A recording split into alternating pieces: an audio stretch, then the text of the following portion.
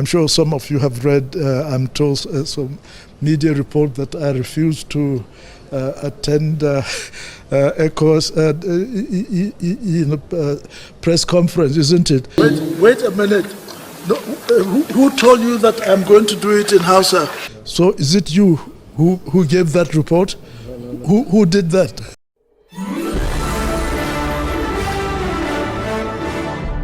Wonderful people, viewers and subscribers, you're welcome back again on the platform that tells you undiluted truth. This truth is so hard, it's so I kept wondering if it is the same Gowon that butchered millions of people to keep Nigeria one is now being forced on the national TV against his will to speak Hausa language. Make could I take a look at this video? I come back. I want to check something. Wait a minute. No, who told you that I'm going to do it in Hausa? My goodness. Look, for almost 80 years, I've only been speaking mostly in English.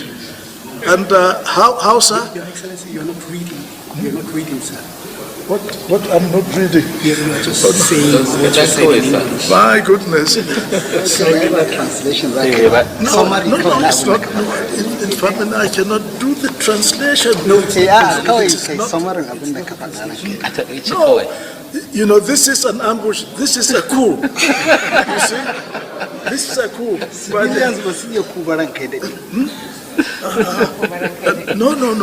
No, my goodness. Honestly, look, my Hausa is not good enough for me to say it in Hausa. If I'm talking to you, just person to person, whatever rubbish I say or use, you might accept. But to do this, to go. Amma to menene sakonka ga shugabannin kawai zaka gaya mana menene sakonka kawai da Hausa kawai sakonka. Look, you people, I know you are very clever in you use whatever language it is to try to get one to speak. Look, I thought we said there is no.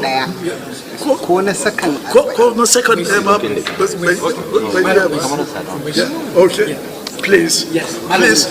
Now, you can translate it now. I want you, look, Halima. Kizo. Please, you see, they want me to sort of say this in Hausa. And I sort of said, look, I'm not in a position. I've forgotten how to do this. Good. Hey, this man will be asking himself, what kind of country are we? The country I murdered in a genocidal war millions of people to keep Nigeria one, which is not working after all. Now, a couple of days ago, he was in Aso Rock.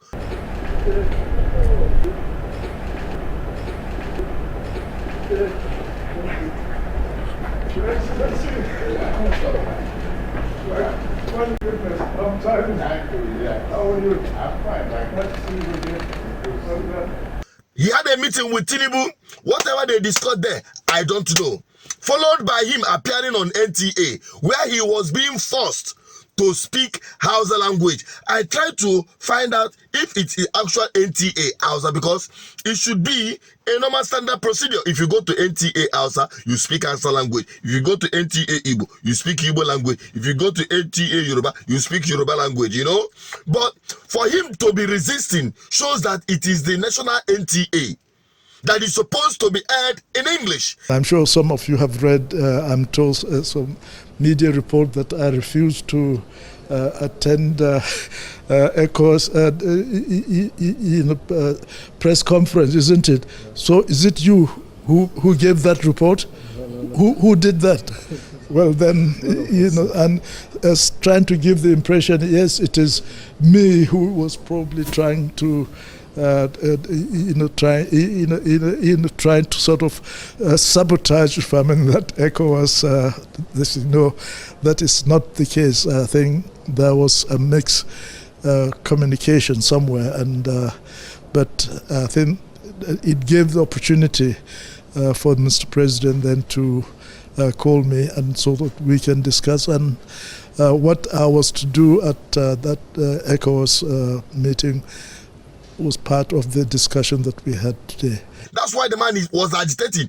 You can imagine Gowon protesting on the national TV that he's not going to speak Hausa against his will. This is the same man that fought to keep the Biafrans in Nigeria against their will, despite the pogrom that happened before the war, the killing that happened before the war. He came on board, he forced the Biafran people and killed millions of people, stabbed children to death. Today you are protesting the same country and you are wondering if it is the same country that, come on, what goes around comes around. No, it gladdens my heart because I know that one day, I keep saying it, Nigeria must happen to you in one way or the other. Don't forget it. The man is from Plateau to Jos. You know what is happening there? You know what is happening there? The killing, the massacre, the ravaging of communities in his state is unprecedented. And the government of Nigeria, which he fought to keep as one, is doing nothing about it. Perhaps, I don't know if it is part of the discussion he went to discuss with Tinubu in Asorok. And he's coming back and was forced to speak Hausa language. Is he an Hausa man? He's not an Hausa man, no. Gowon is not an Hausa man. We know that. Okay? But they were used by the Caliphate to, don't forget he's a Christian after all. He was used by the Muslim Caliphate in the north to prosecute that genocidal war against the Christians in the south, in the eastern part of Nigeria at that time. Today, you are protesting. Your protests never start because Nigeria will happen. You are going to witness it happen to you, and there is nothing to write home about it. If there is sincerity of purpose in this country, over the years, since 1970 till now, Nigeria would have worked. Has it worked? No is the answer. And what was it that was being discussed at the Aburi, which he flouted, which would have reset Nigeria back on track? To maintain regional government.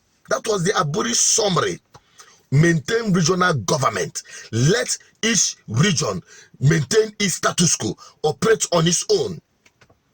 Reverse the unitary system that was set up by the first coup, which the counter coup brought him in. He didn't do that. He flouted the agreement at Aburi and declared war against the Biafran people. It was not the Biafran people that declared war against Nigeria. It was he that brought war upon Nigerians. Genocidal war for that matter. But today, you are agitating why you must know. You must speak that other language because they are your masters. You worked for them. You shed blood for them. You drenched the soil of my homeland with the blood of innocent children because you want to please your masters. Today, you must be forced to speak their language because Nigeria will eventually happen to every one of us. The irreducible minimum that is still waiting, even up till today, on the table of Tinubu as the president of this country, there is nothing you can do about this country that will work, is other than to put Nigeria back on track by restructuring this country back to regional government. This thing you call Federal Republic of Nigeria is a scam because there is nothing like federation in Nigeria as we speak. It died since 1966. It died a long time ago. We are a unitary democratic dictatorship where even the constitution we are practicing is a fraud, and you know it. Address it. Then every region will start sprouting again and start developing again. The North has what it takes to develop and become an advanced nation on their own. The West, the East, we are not talking about that. The only thing you need to do is to do or restructure this country. What is difficult in it? That every region to go on their own and develop at their pace. Then you can contribute. I'm not here to teach you what federalism should be. You know it, but you are not ready to do it. Because all our Buddha politicians, irrespective of where they come from, irrespective of their religion or ethnicity, are united to keep Nigerians down in this unworkable system at their own benefit, at the detriment of Nigerian people. They are Igbos, they are Hausa, they are Yorubas, they are everywhere. They are Christians, they are Muslims. And every Nigeria together is the victim of what is happening in Nigeria today. Because people did not want to do what is right. And GGM, we keep pointing it out. No matter how we try to advocate for good governance in this country, it will not work until Nigeria is restructured. The only thing we are advocating to political revolution is let the right kind of people with the kind of mentality who are committed to see Nigeria work have opportunity to lead this country in the political arena so that they will restructure this country and make it work again. That is the only way. But if you have these charlatans, these never do wells and vagabonds in power, they will never do that because they will continue amassing primitive wealth because Nigerian structure have empowered them to do so. Go on. This is just the beginning. And I bet you are here to see more. God is going to keep you more alive so that you will witness the pain of what you brought upon not just yourself, your people, and the entire country. That is my own take. What is your take on this? Help me share this video because it is making round. I'm Asuncion Peters, the advocate for good governance.